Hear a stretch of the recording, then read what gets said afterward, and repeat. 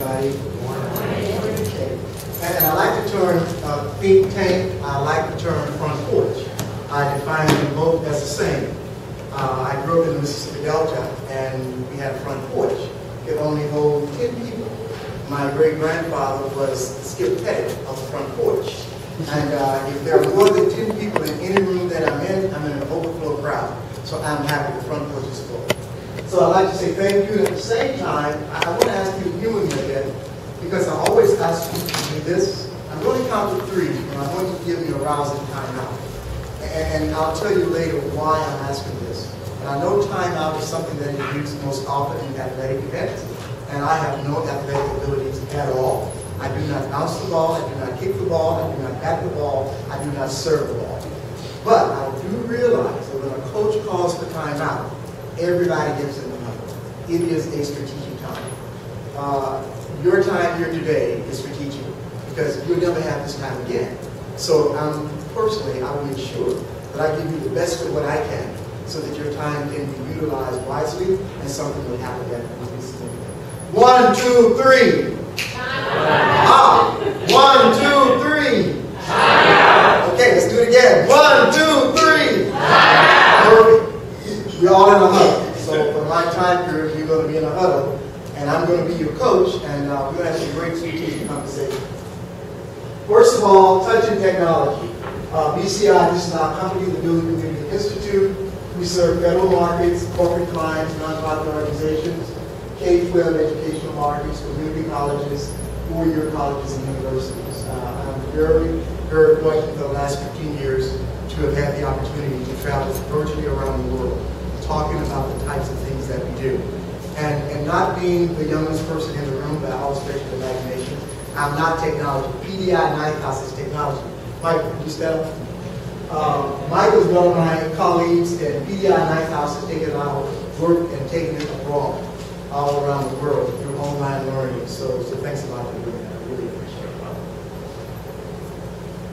Now, at BCI, where do we start? And this is a foundational question, and I want you to think about this, because everyone has a starting place. And so where do we start? For all the work that we do. If I'm working for the Department of Justice, I have a place to start. If I'm working for a K-12 school, there's a place to start. If I'm working for Bank of America, there's a place to start. But where do you start? And are those places the same? This is where I start, with those 2 words right there. That defines everything that we do. Everybody matters. When I count to 3, I want everybody to say, everybody matters. 1, 2, 3. Everybody matters. This, for me, is the starting place. Once we get this understood within our heads and our hearts, it really gives us a place from which to do all the other strategic objectives that we want to have accomplished.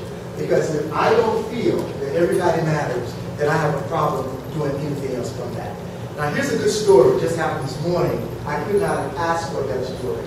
As some of you probably know, I don't know the difference between Northeast and Northwest. So I ended up in a hotel in Northeast Washington.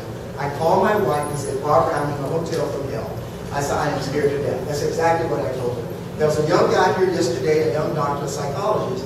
He had stayed at the same hotel 5 months ago, and he realized that it was the hotel. So he told me to call him at 11 o'clock today so he can make sure that I'm still alive. Now, that's the bad part. But here's the good part of everybody matters. This is what I want you to understand. This morning, I'm up at 6 o'clock. I'm standing out at the hotel. There's 2 other people there standing with me. I don't know them, they don't know me. I had called a cab around 6 in the morning to make sure I could have one at 7. And I kept calling them back, and then I finally had my cab. But the other guys there, they were totally frustrated. Here's the key. They were totally frustrated. They didn't know what to do either. They had been sort of scooped into this Northeast without knowing where it was. One guy was from Miami, the other guy, they were all promising themselves we would never, ever do this to ourselves again. Okay, now, so my cab came up, and because everybody mattered, there was no way I was going to do what may have been the easiest thing to do. Jump into that cab and head here. I went back and I talked to both guys. I said, okay, where do you have to go? Where do you have to go? I said, we're in the same proximity. I talked to the cab guy. I said, would you be willing to take all the people to see? No, no, no. In the cab, global owner of Burger King is one guy. The other guy was one of the greatest leaders in philanthropy around the world. We had a great conversation, exchanged business cards, made tremendous promises to each other, and the Burger King guy paid the money for everybody, so Burger King has now become a favorite hamburger. Paid the money for everybody, and we headed out right here. But this is how I live my life. And this is important when you talk about diversity. Diversity is not a project. Diversity is a continuous process. This is how I live my life. Everybody matters. These are the books that I will reference today: 8 Habits of the Heart and Who Owns the Ice House. 8 Habits of the Heart, thank you. 8 Habits of the Heart came out several years ago. It's now on every continent in the world. It literally is the centerpiece of the work that we do. Because we believe foundationally that if you build good community and put in the principles that are necessary to sustain that community, you will be able to accomplish the objective that you set forth. You can really make things work. So we're going to talk a little bit about that as well. Who Owns the Ice House? That's one of the guys who lived in the book, 8 Habits of the Heart. This was the entrepreneur that really jumped out of that book and really helped me to understand a whole different way of looking at the world. And so, as we talk about my subject today, which is entrepreneurial thinking and the embrace of diversity, what we're really saying is those two things really dovetail very nicely. They go together. Because in the workplace today, you're looking at having an entrepreneurial mindset. Most owners are asking people to think like you're the owner as well. If you have a small business unit. So entrepreneurship has become an important part of the workplace conversation now. So how do you make that happen? You can't have good entrepreneurship if you do not embrace everybody there. Because everybody is essential to the accomplishment of the vision and the mission of the organization. Entrepreneurship, that's going to be our conversation today. Workplace realities. Advancing technology, global competitiveness, economic pressures, and skill requirements. And there are so many others as well. But what is this causing all the workplaces? Not just Spirit Arrow system that I'll talk about. When I was doing a job with the Social Security Administration, one of the things that they said is that we want all of our managers to really treat this unit as if it's theirs. We wanted them to have a sense of ownership about what was going on. And that seemed to be happening all across the spectrum now. So let's go to Spirit Arrow System, which is an international company with branches all over the world. They are the largest provider of aerospace parts out of non-OEM type of company. Thousands of employees. But when I go to work for them, my focus is very simple. They want me to talk about how do we get our hundreds and hundreds of business managers and supervisors to think ownership-wise about the company. Because the health matrices of their company, those matrices are very, very important. And as you know, most companies have matrices now. They have some form to look at. How are we doing? What's the health of the organization? Well, what we're learning is that the health of the organization is not just the responsibility of the owner, of the CEO, but all of us can be part of that process. But how do you get all of us involved? And that's where diversity comes in. You get all of us involved because we all matter. And you create the type of environment that would allow the person on the dock to be just as committed as the person in the panel boardroom. And a good case in point is Southwest Airlines. Herb Elliott, that guy really understood how to create entrepreneurs. I mean, you go to Southwest Airlines, they serve you those stale peanuts as if they are filet mignon. They smile all over the place. The guys who's carrying the luggage, I mean, they think that's the greatest thing in the world. Well, how do you get 38 years of continual operating in the life as they have? Because everyone there has a sense of ownership. But what makes that really work is not just the sense of ownership, but it's the idea that they have created a culture where everybody matters. And at the end of the day, this is what diversity is all about. Everybody matters. We want to give everybody an opportunity to really stretch themselves, to really expose their skills, their experiences, and perspective to bring them to the table so that we can really see if good and great things are happening. So in our workplaces, success still matters. I mean, people want the revenues to come in. People want to give high five. They want to have shareholders' equity. I mean, this is all necessary. And entrepreneurship becomes part of making this a reality, of keeping the success model moving.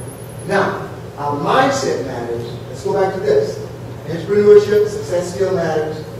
But what is the thing that we can really attack and really bring to bear? And that's our mindset. That, to me, is the critical part. Because this is where success and failure live, usually right between our ears. And so, how do we look at our mindset with the understanding that it is a growth mindset? The work of Cal Drake out of Stanford really gives very good, good information on the growth mindset.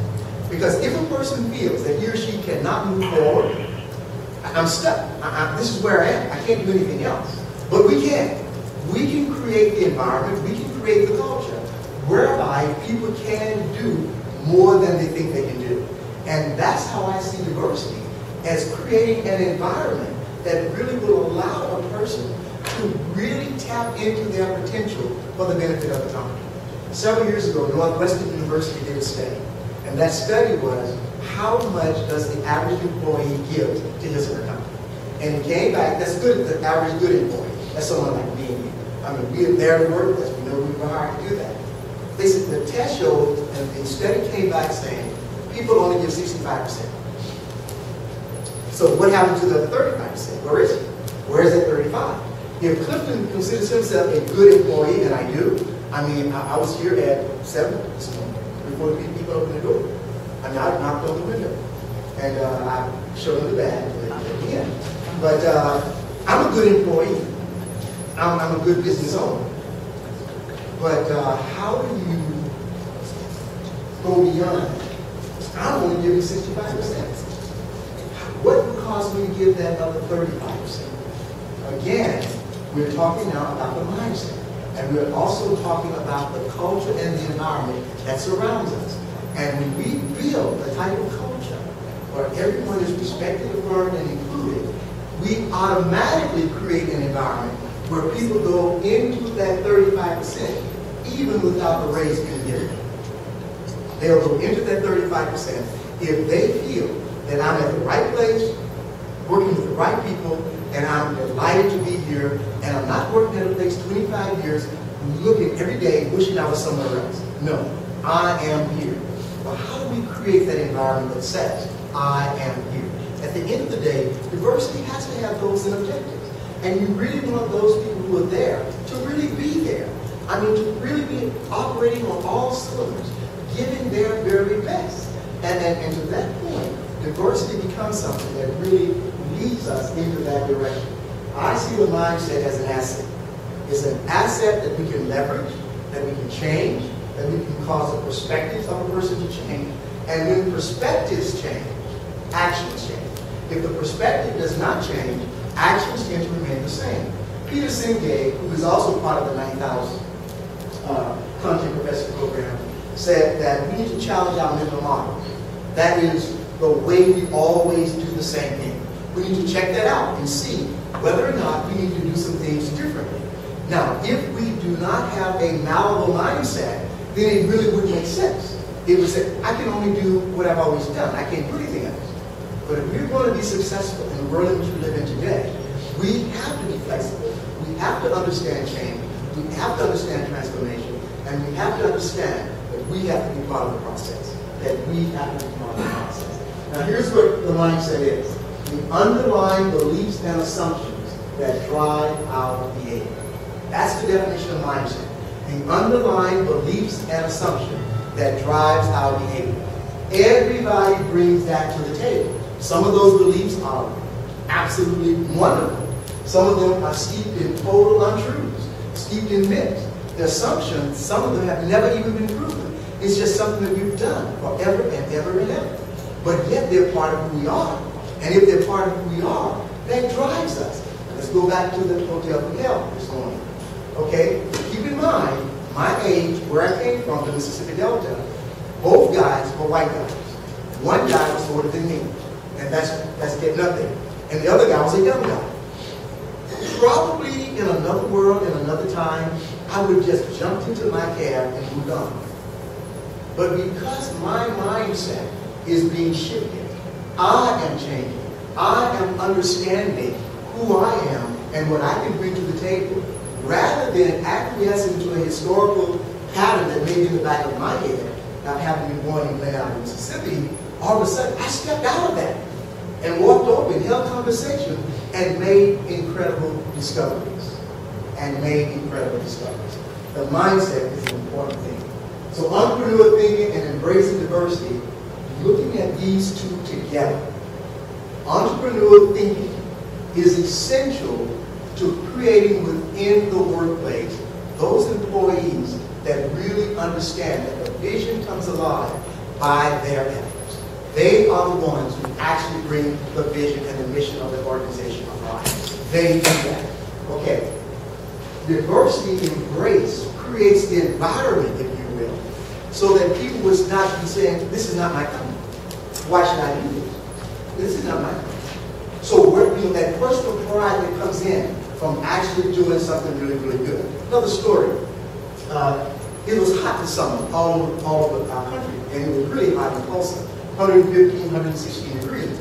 Well, it takes 116 degrees for your air conditioning heating unit to go out. Mine did. And so we're sweating in this house and trying to figure out, interviewing people to get a new, and everybody got a price. And they throw terminology on it that you don't understand.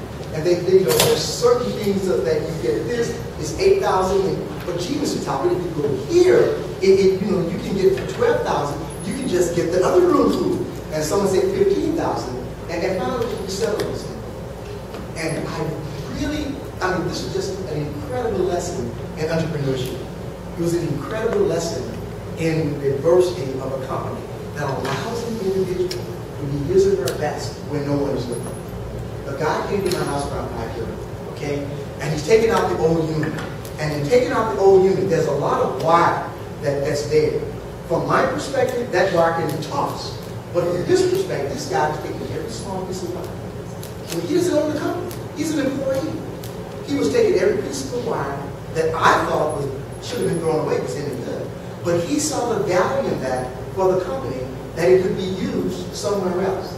And so when I began to look at that and began to think in terms of what causes the average employee to think in terms of how can I save the company money? What can I do in order to make that happen? Well, to have that type of thinking going on a regular basis, the mindset will have to be shifted from being just an employee to being a real part of the vision and the mission of the organization. And that's why, from my perspective, combining the entrepreneurial thinking to bring us into the entrepreneurial world, embracing diversity, is absolutely critical. Now, this is your real speaker today, Little Cliff. Little Cliff is delighted to be here. And I always like to show that picture because oftentimes, by the time we're able to get a nice suit and shirt and tie, we sometimes forget this picture. But I don't forget that picture because that's who I really am. That's who you have really, truly invited. And the only reason I'm here today is because somebody thought I mattered. That's why I'm here. Now, when I use this statement, somebody thought I mattered, I'm asking you to think in terms of this. As an individual working in an organization with others, how do you view those around you? Do you really, really think that they matter? Because if you don't think everybody with you matters, then you're not going to go out of your way to make their day a good day, or share your knowledge with them, or empower them with information that you have. But if you think that everybody matters, then it's not going to be a problem on a Thursday morning, parked in front of the hotel from hell, to pull two people to you, jump in the back seat of a car, and get to where you need to go. But I ask myself the question, if somebody had not thought I mattered and it really mattered, Steve Petty would not have invited me here today. This process of thinking that other people matter is foundational to embrace the person. This is where we start. This is what we have to think about. Everybody matters. And as we understand that, and then understand the requirements that go along with that, it puts it all in an entirely different perspective. And this is what I said, this is where the winning starts. My life on the Mississippi Delta, literally steeped in the world of legal segregation. I had no idea that another world existed other than that world that I knew. But in that world, in spite of all of those negative circumstances, there were those people who literally thought I mattered.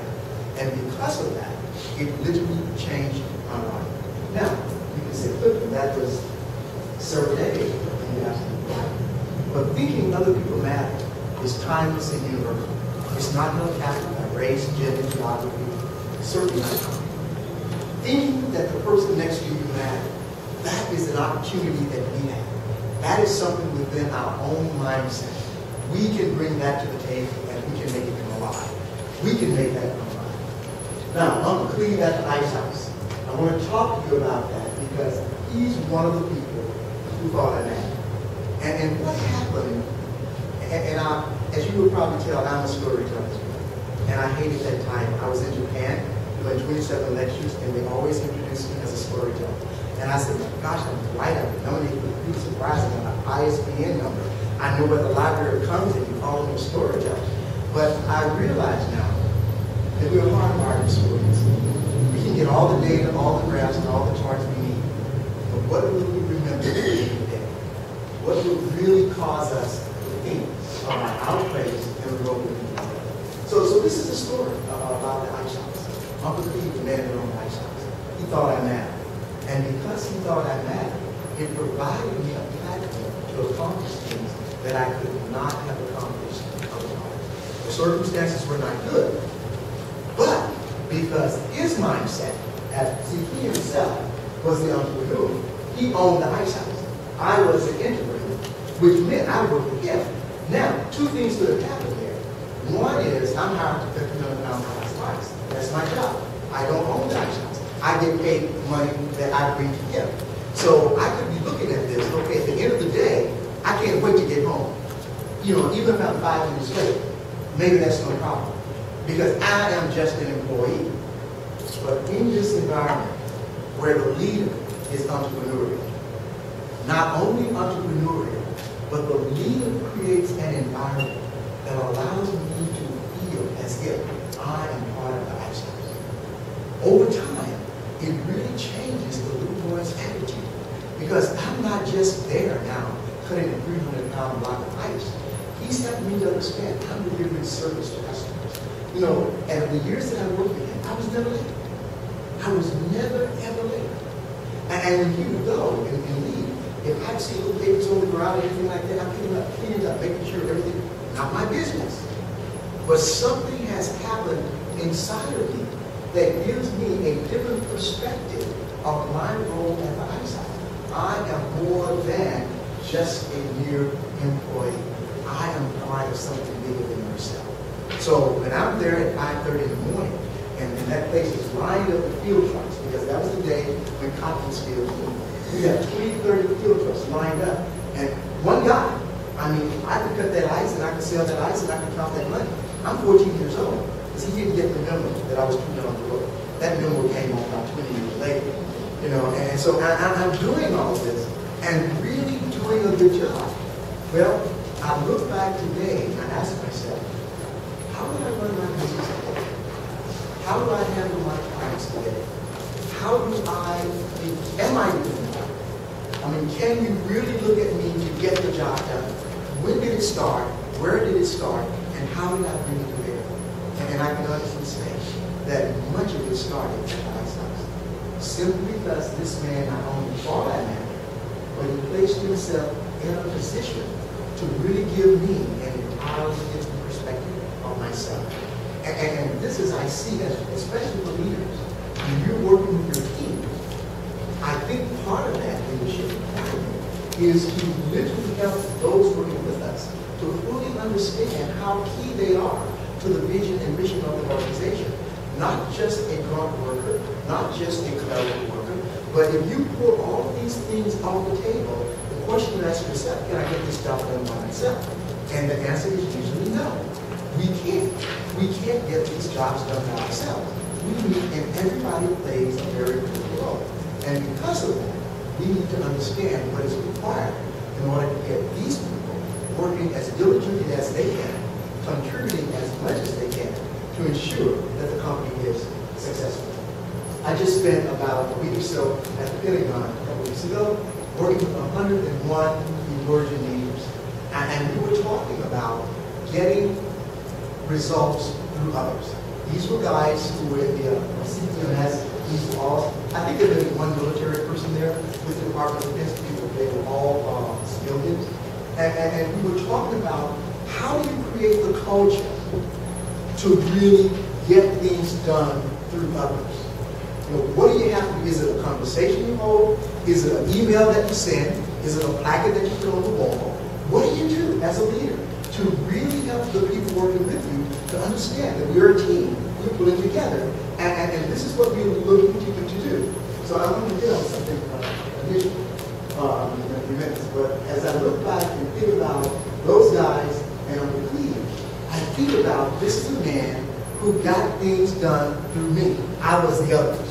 And what did he put in place in order to make that happen? He created a culture. He probably never even heard of the culture. He had no idea that he was an entrepreneur, but yet he was. As a result of that, it was no problem for me to do the things that I needed to do in order to get the job done. He was the entrepreneur. I became the entrepreneur. Go back to Spirit Aero Systems. That's what they're looking at. How do I get my business on managers and supervisors who have thousands of people reporting under them? We know what the 5 health matrices are. How do I get them to really look at these matrices as something to really pay close attention to really look at this as a success model for the company going forward? Because just because Aero Systems exists, that doesn't mean it will always exist. We've seen great companies fall off the face of the earth. So what becomes the competitive advantage? How do you get your people really solidly understanding who they are and what they need to do? Now, of course, I said we want them to have an ownership mindset. But that's not going to happen simply because you said you want it. You have to create the environment so that those people working there will feel as I did some 40 years ago at the ice house. This is mine. I can put my things in my suspenders and walk around the ice house like I own the ice house. I knew I didn't own the ice house. But the Iceman could depend upon me because the culture he had created had shifted my thinking about my position with him. And that is what I wanted those men and women at the Pentagon to understand, that you have this in your power to do this, but you have to be intentional about this process. This is not something you do one day and expect it to trickle down. No. You have to be intentional and have to understand that the power is definitely in the process. Now, I should have failed. Growing up as I did in the Mississippi Delta, there's no reason I should be the guest today. But I contribute that success factor to the entrepreneurial mindset, the idea of being engaged, the idea of others thinking that I matter, and not just my Uncle Lee, not just my great aunt, but here's a lady that I worked for, Mrs. Knight, an old white lady in Glendown, Mississippi. She owned a sewing shop. And I rake fig leaves. Have any of you ever raked fig leaves before? No. Have any of you ever seen a fig tree before? 2, 3 people, 4 people. Okay, 5. Fig leaves are unlike any other leaf. They have little suction cups built into them. I think they're making them on purpose. When they hit the grass, they're there to stay. This lady said, I want my yard to look like a carpet. She gave me a rake, the gunny sacks, and I'm setting off to work. Okay, so I'm breaking big leaves, and about 11:30, I'm hungry as I can be. I don't have any lunch. But that's what I didn't have any lunch. I just worked through lunch. But I remember distinctly the first day. She came out of a sewing shop, and she said, let us go to lunch. She threw something on that I never heard before. She used a pronoun that had never been used. She said us. And this is an incredible pronoun for leaders to think about, for supervisors to think about, for managers to think about. The pronoun us. Let us go and have lunch together. And I don't quite know what to do because this has never happened before. So I'm walking to the back of our house because at that age in my life where I live, you could not go into the front room or the white person's home. We had to go to the back door. Everyone went to the back door. But she walked me right in the front door. We sat at a dining room table. And I ate from China. I drank from a crystal. And these were Mr. Taulbert, Clifton Taulbert, kid from Mississippi. And what is what you do? It could be not people later. It could be given to you in some type of plastic thing, but not a China or a crystal. But this was a leader who was visionary. This was a leader who understood her position and the impact on black learners. So there I sat at the dining room table. And she asked me a question. She said, what books are you reading? Now, keep in mind, I'm not there to give an oral report. I'm reading videos. Oftentimes as leaders and as managers and supervisors, we sometimes do not realize that we also have to have vision for those working with us and be able to articulate that vision and ask them questions regarding that to raise them to a higher level of consciousness about who they are and who they can become. You know, I'm expecting her to talk to me about and I told her, she said, those are good books. She said, you need to go to the library. And I said, Mrs. Knight, I can't go to the library. Because in our town, if you look like me, you couldn't go to the library. So she didn't say anything. The next week I came back to work, there was a stack of books on my plate, on the library.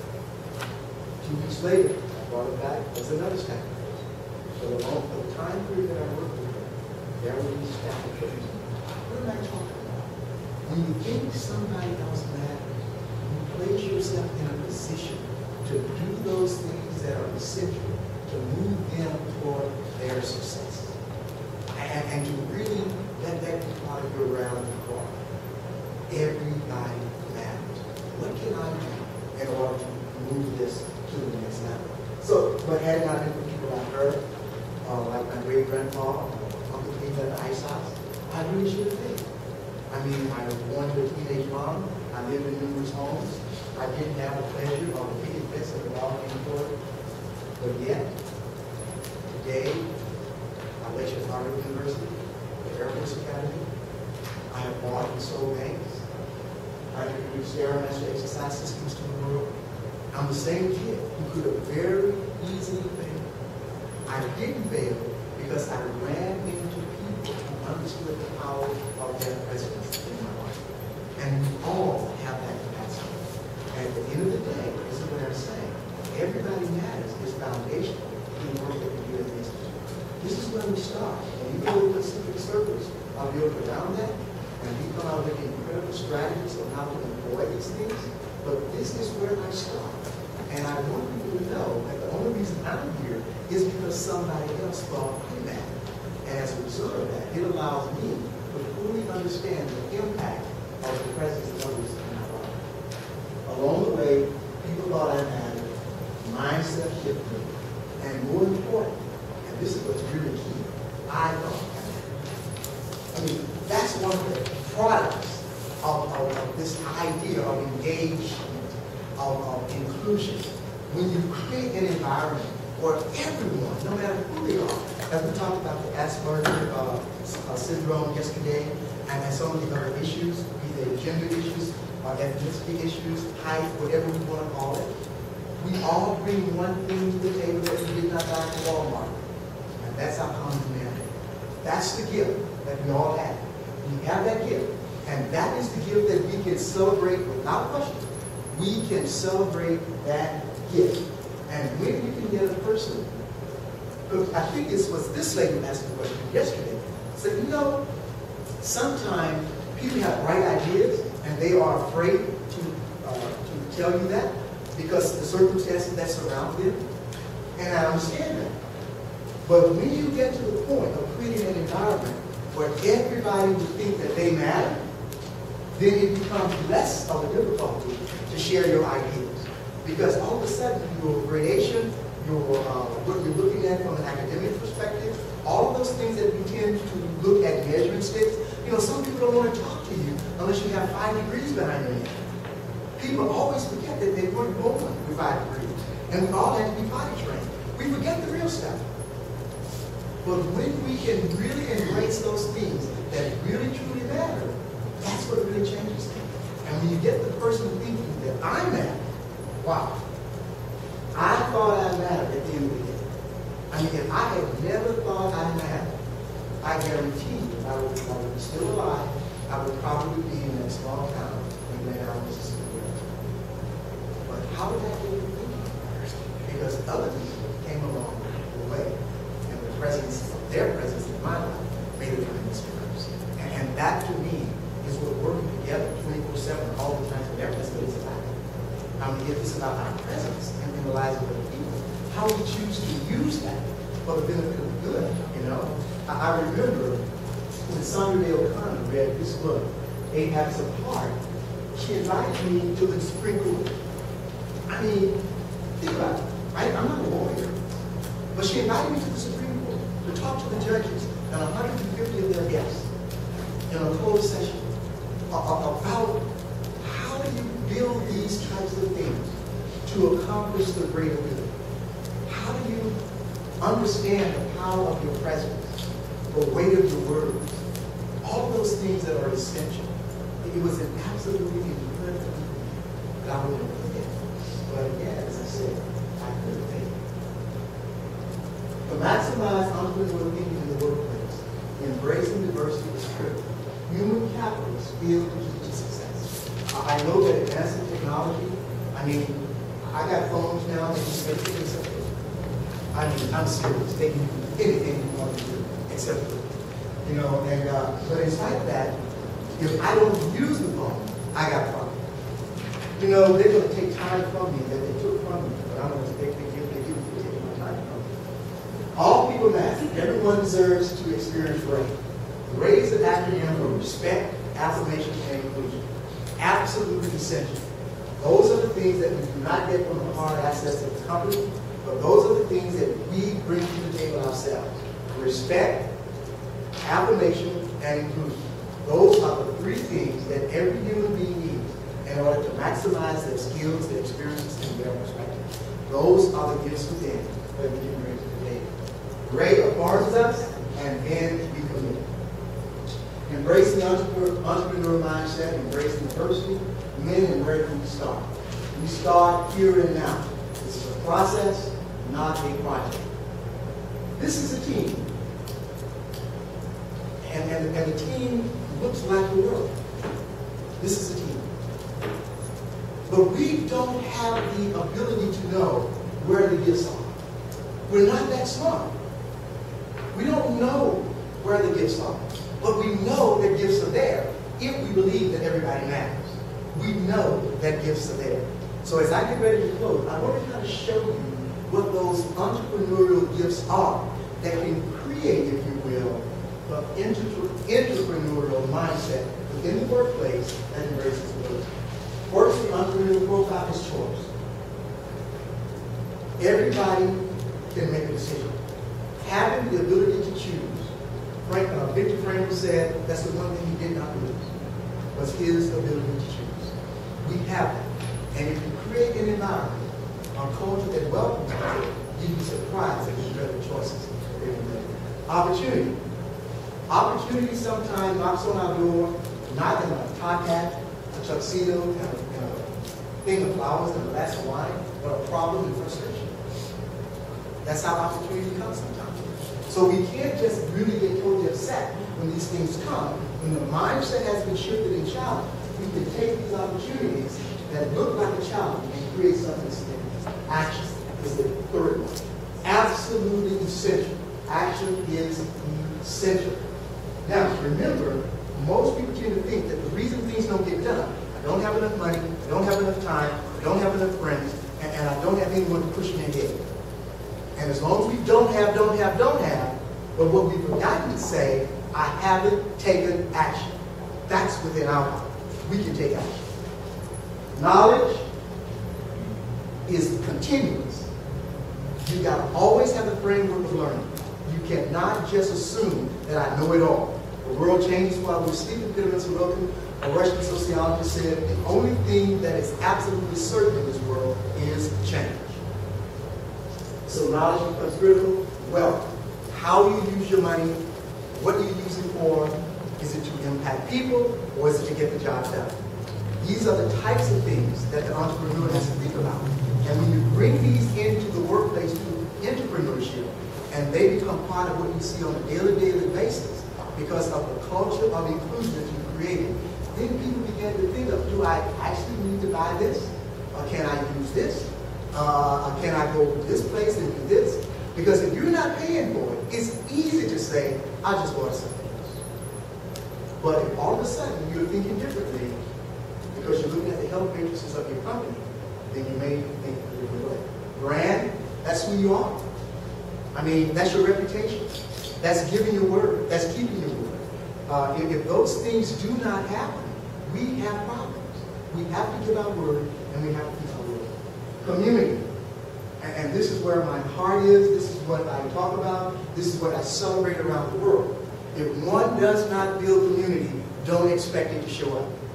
Community does not know the way to Falls Church, Virginia. It does not know how to get to Arlington. It does not know how to get to 17th Street here in Northwest. But if we decide to bring community here, it jumps on board with us and it goes wherever we take it.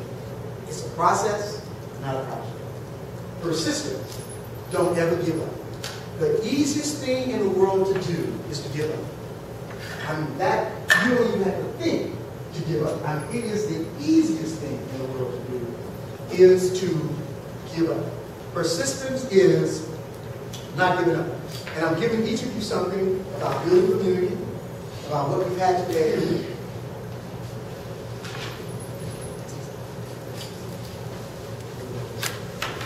And almost at the very end, I think I had 5 minutes. I probably used 4 of those. The entrepreneur profile, the entrepreneur guide. Work was done at the Clifton Foundation in Kansas City, which is the gold standard of entrepreneurship in our country and around the world. And these are the 8 elements of looking at entrepreneurs that was done by the Cisco Entrepreneur Clinic out in California. So these are not just things I pulled out of the air because I didn't have anything else to do. These have all been scientifically proven. Research has been done. This is what the entrepreneur profile looks like. And what was so exciting to them, this was the entrepreneur profile that Uncle Cleve had on Who Owns the Ice House.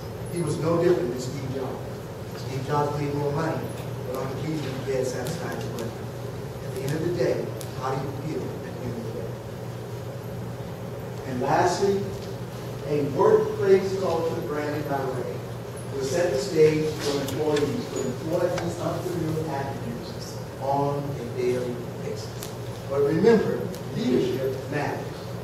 Someone would have an opportunity to take this with me. How many of you know Peter Drucker? Well, most people do. Peter is no longer with us, died at 93, but he had a book, journal, international journal called Leader. And I was asked to write an article called Slow Down to Lead. Leadership is absolutely critical. They set the tone, they stand at the helm, they give the signals. And people do look up. That's in nature. People actually look up to see what they need to do next. So to that extent, the power of our present matters. Process, not project. And everybody matters. And now for 3, everybody say, everybody matters. 1, 2, 3.